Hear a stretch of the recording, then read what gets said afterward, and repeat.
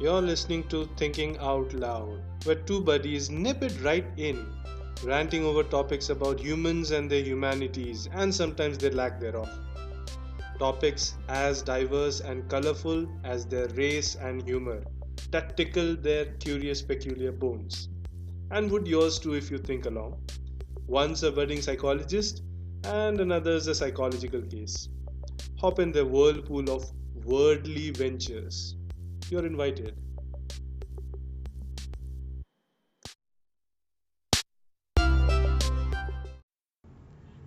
So, hello guys.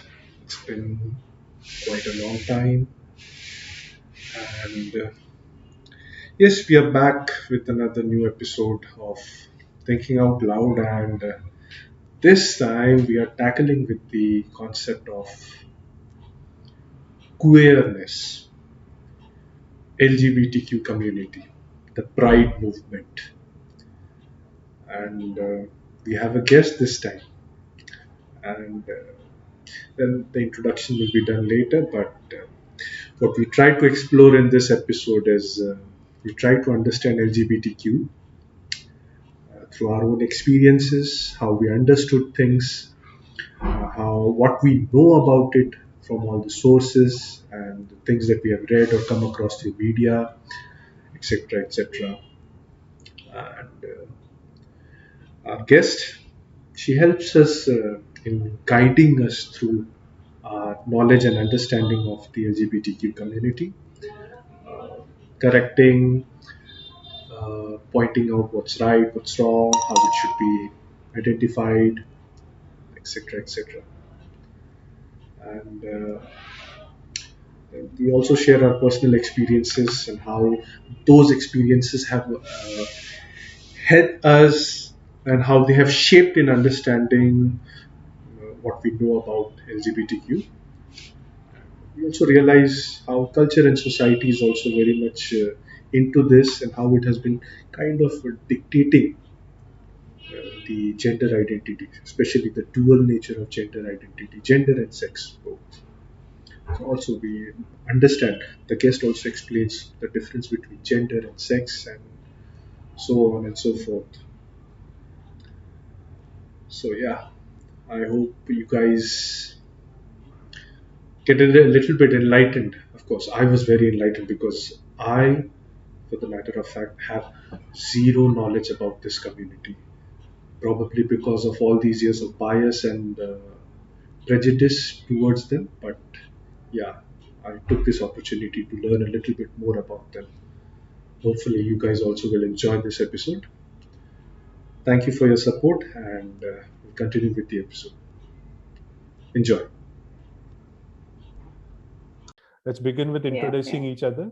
Uh, so, Nikhil, this is Shreya. Shreya has been my master's classmate, 2016 2018 batch. Yes. And Yes, yes, correct.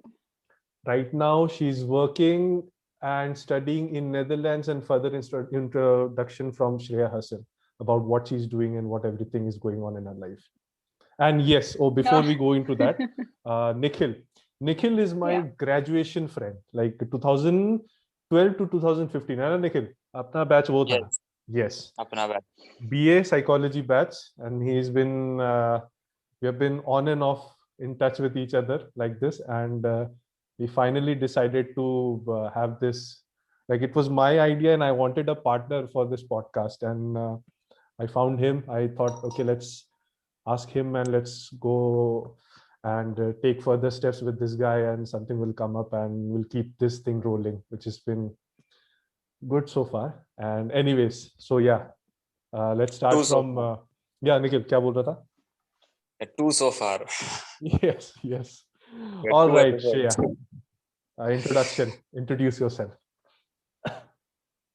Oh, that's amazing. Oh no, it's great to be here and being like what your first guest, I think, because I think the both of you talk about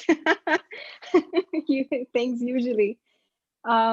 So well, I mean, well, my name's come up multiple times, but again, Shreya Dubey. I know Anurag from my master's in psychology at Delhi University.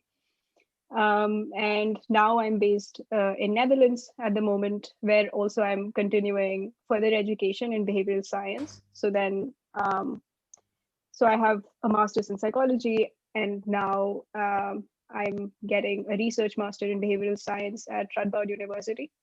Mhm. So yeah, that's coming to an end soon. But yeah, I mean, generally, I like social research and just talking, I guess. So that that is why I'm here. Yeah, to talk today. Awesome. Awesome. I That had a is, question. Shreya. yes. Yeah. How is the master's education different over there from here? Well, you can you can keep this out, I guess, but also keep it in. I don't care. I feel like there's education here. There was a joke back home, so but okay, that's probably taking it too far. I'm just saying that it wasn't a great fit for me. So now here, there's more focus on what I want to do, because I want to do research that's sort of interdisciplinary. So right now, Mhm. I do research on climate change. I work with chatbots. I also work with social media. And at the heart of it is psychology, but then the applications are like really varied. Mhm. Felt like There's I couldn't do that in the masters back home. So in that way, I think it's very different. Yeah. Oh, so we it's know that. much We greater know that. choice, much more variety over there. Yes.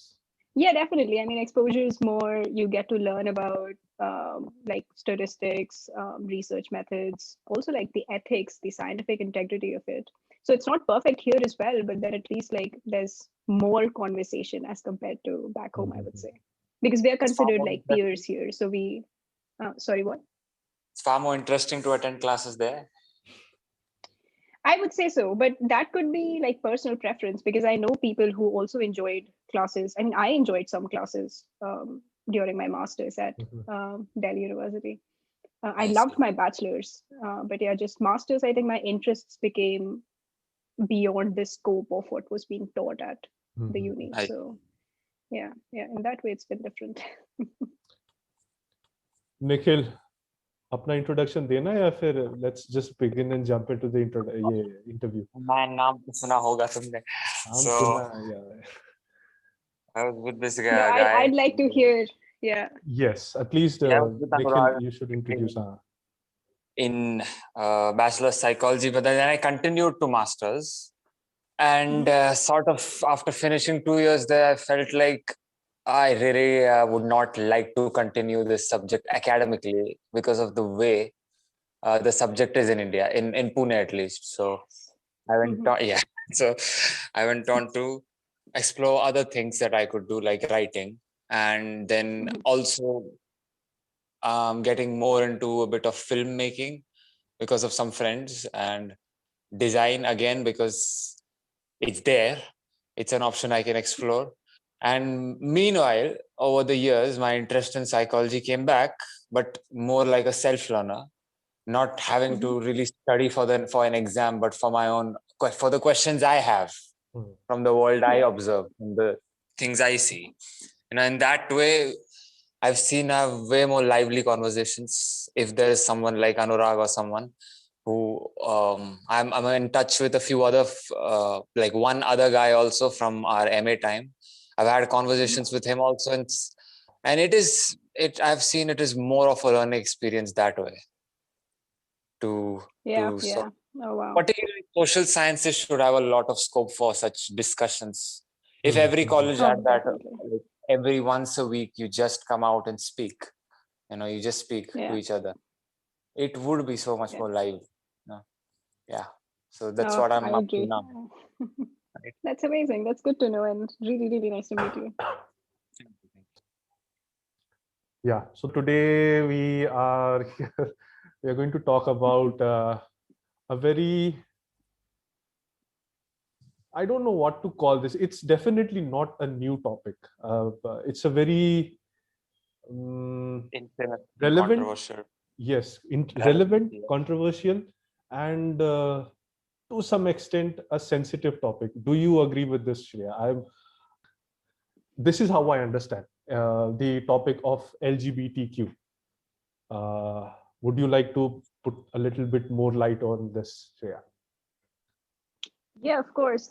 When you call it controversial, it's. I mean, I can like this is why I'm here because it like I haven't thought of it as being controversial Mhm, so far because it's personal, right? I mhm, mean, that's mhm, just who I am. mhm, That's I mean, I know so many of my friends, and so I feel like I've been in a bubble where it's just it's just something. Like I mean, I have glasses on and I'm bisexual, and they are the same thing in my world. But mhm, also, everyone might not think like that because over time, I've made friends who are like very affirming of however I tend to like express myself, whoever I like, whatever. So all of that's good.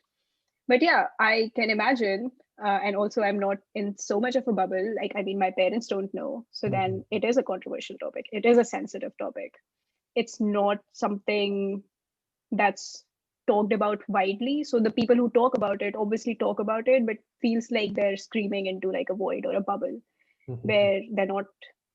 I mean, there's always efforts towards reaching out to more people, but I don't think a lot of people actively think about it or know about it as much. mhm, mhm. So yeah, I mean, that's why I think it's important to talk and yeah, let's explore this. And then again, it's all these letters, right? I only speak for my own experiences within this umbrella term.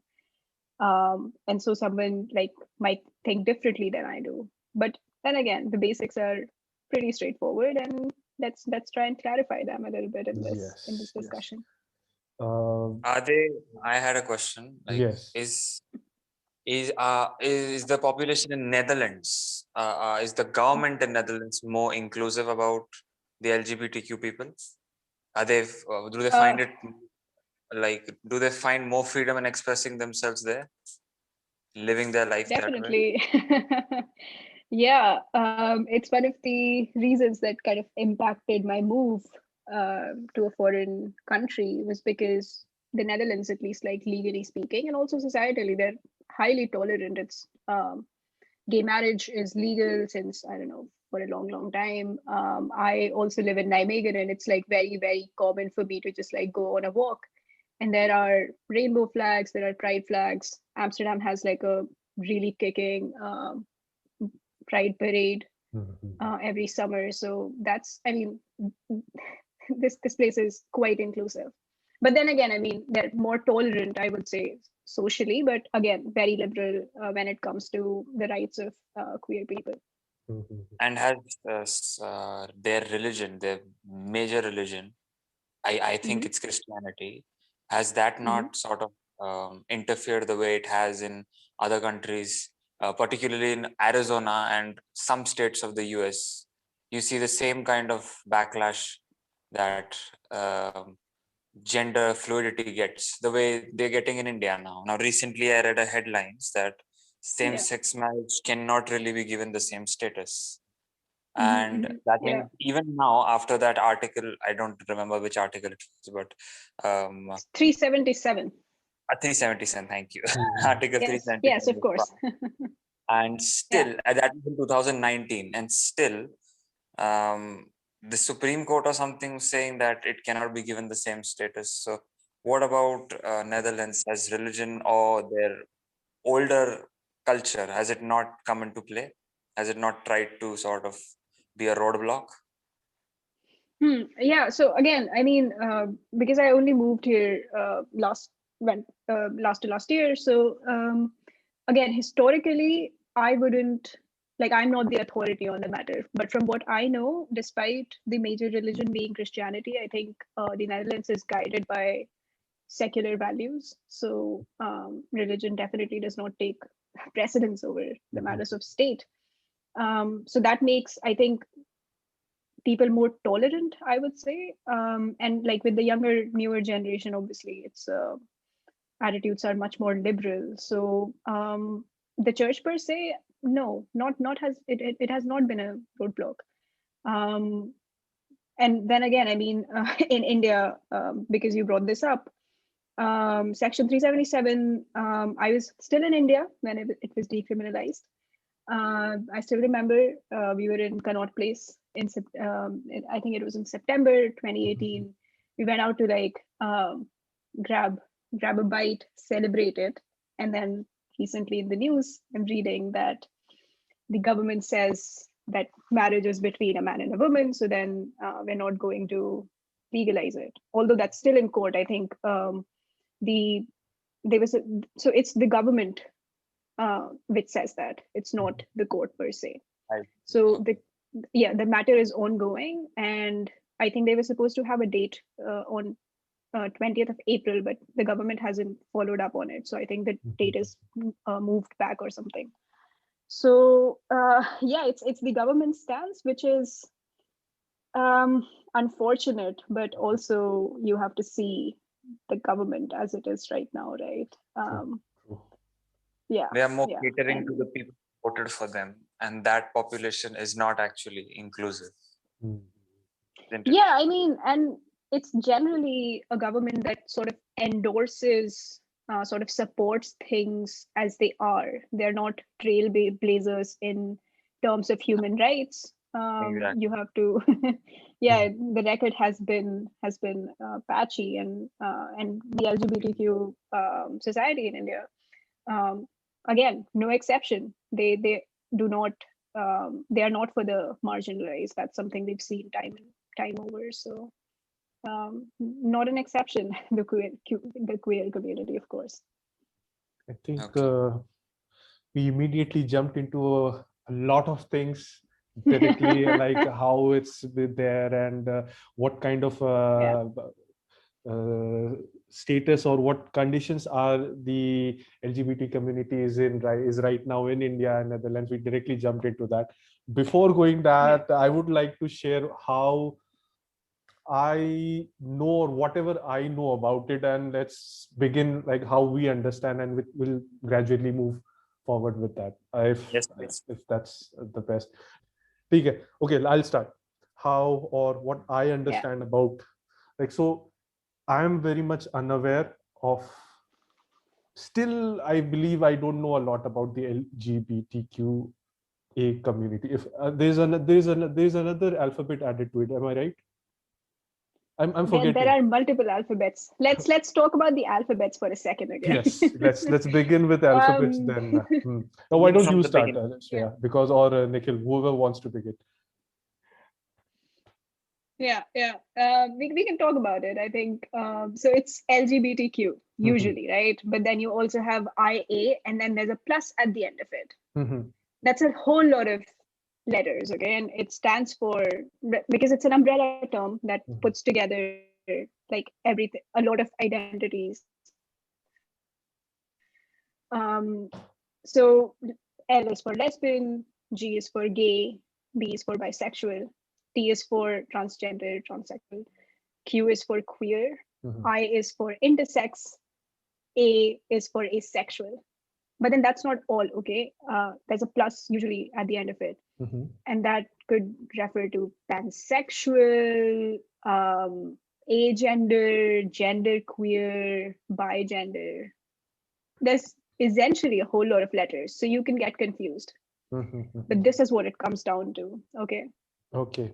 It comes down, it comes down to a very basic idea. So usually we look at gender or sex as a binary concept, right? It's either this or that. And then in the Western thought, or in the traditional thought, we usually say that the sex that you're born in determines your gender. So your sex is kind of biological, and your gender is kind of constructed by the society. And so when you think of it in those terms, so you, by sex, you mean the biological makeup of a person, right? Yes. So your chromosomes, your like anatomy, whatever.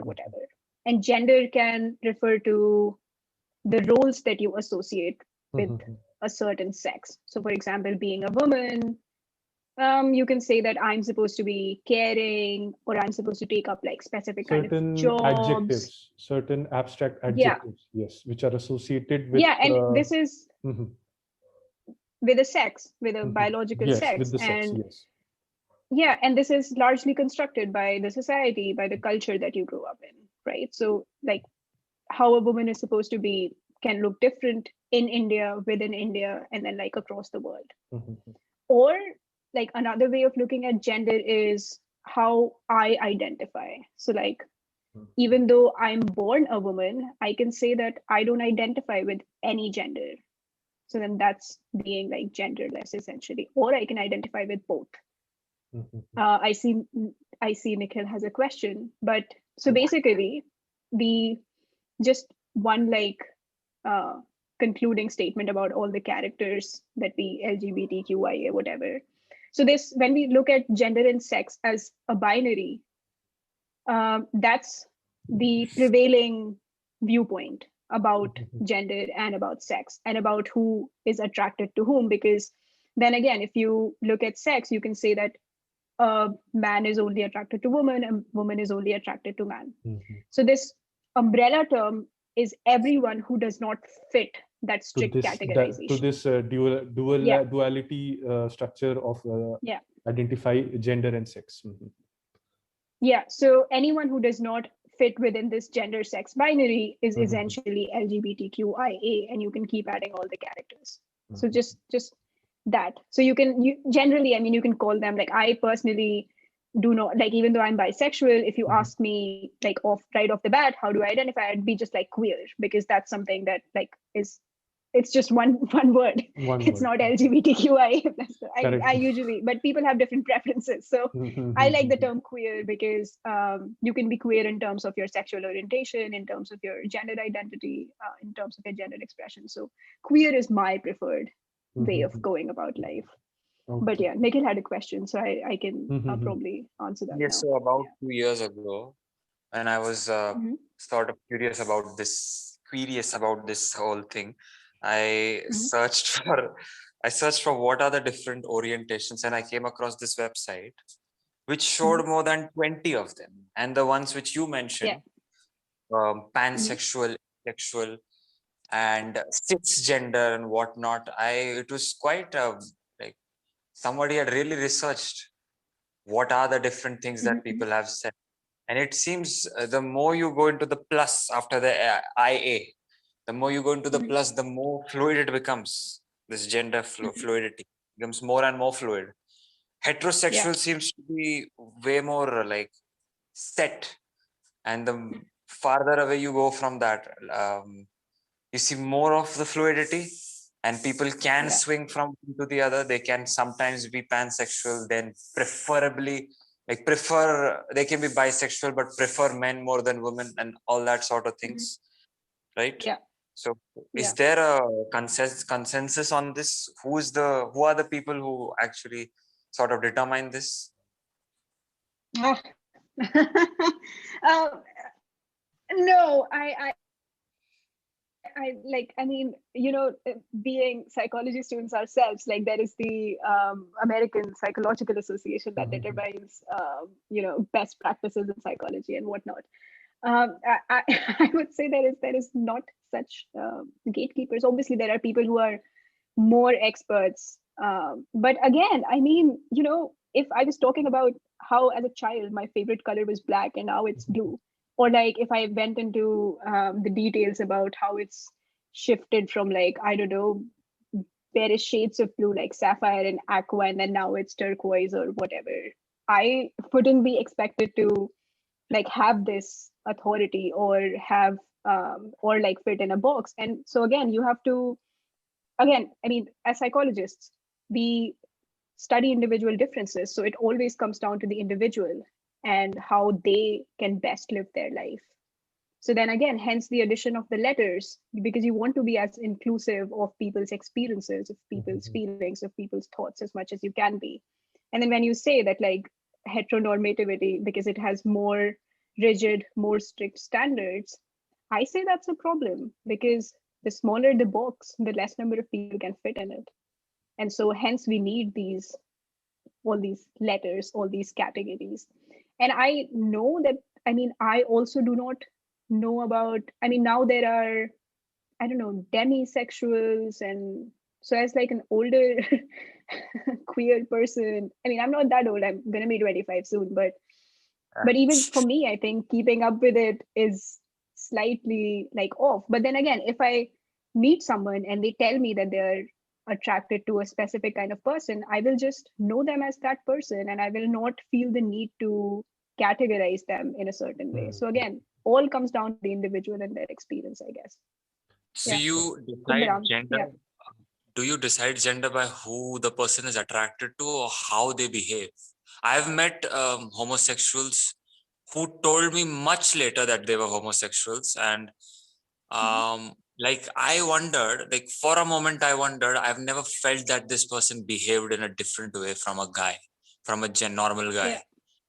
Yes, so I think it is largely because of the portrayal of such people in media, in films, and that is a Yeah. big topic. We will go into it some other day, maybe, or today if we can. But the stereotypes about them, is it they behave in a certain way, they feel in a certain way, or they are it is decided on the basis of who they are attracted to?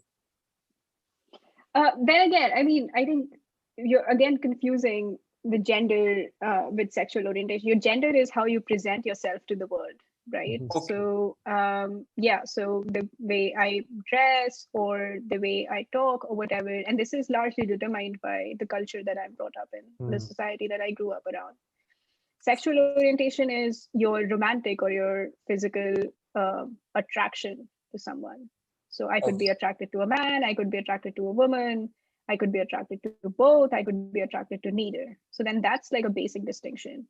So basically, anything that goes against the idea that a man should behave like a man and be attracted to a woman, and that a woman should behave like a woman and be attracted to a man is queerness.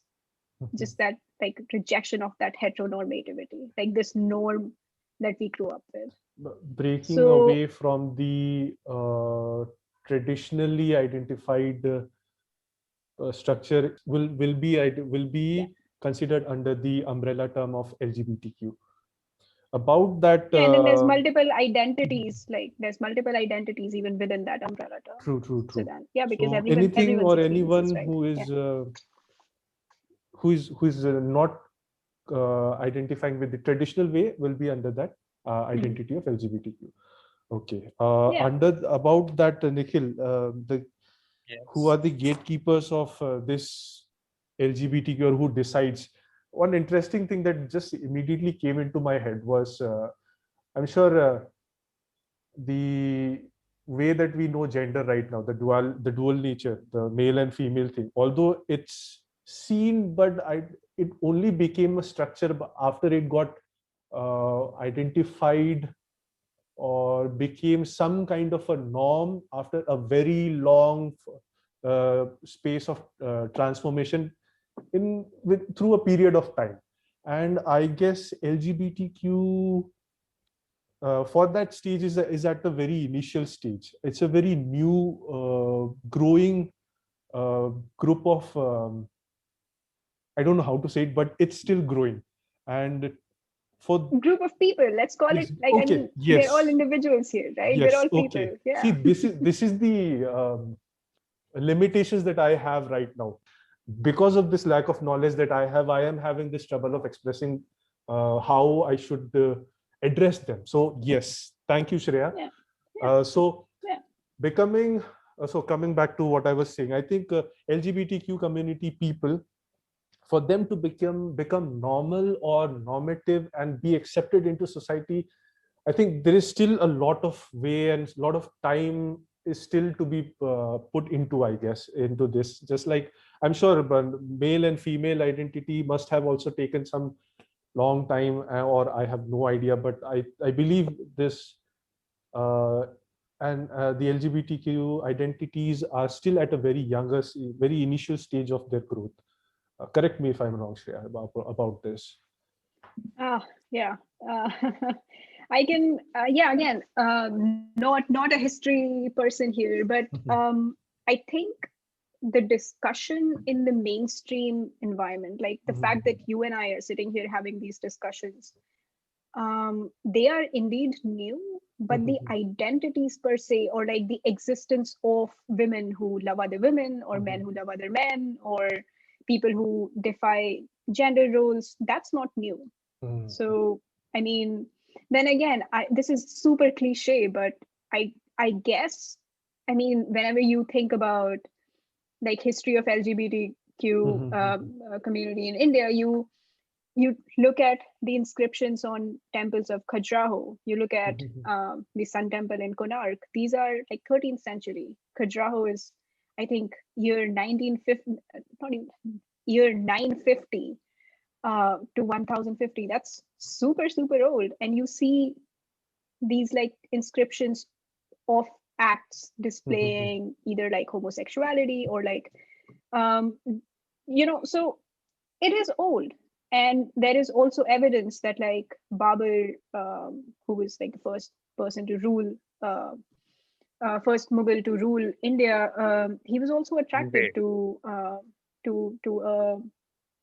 boy, a teenage boy. That's problematic, but yeah. So he admits to it openly in Babur Dama. So it's really old, and in ancient Hindu tradition also, homosexuality and like individual gender identity expression, it's acknowledged. It's not approved, it's not encouraged, but it is acknowledged. I see. So the community is not ostracized per se, or they're not put in danger just because they do not like fit in this box. So it is old. Discussions, yes, they're new. Because then we talked about Section 377, and that was imposed by the British. That is not something that we had.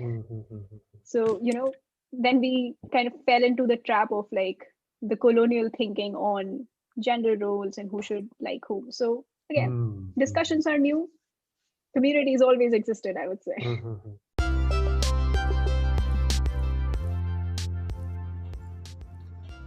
We'll continue this conversation in the next episode of Thinking Out Loud. I hope you guys are enjoying and got to learn a lot from this part of this particular episode.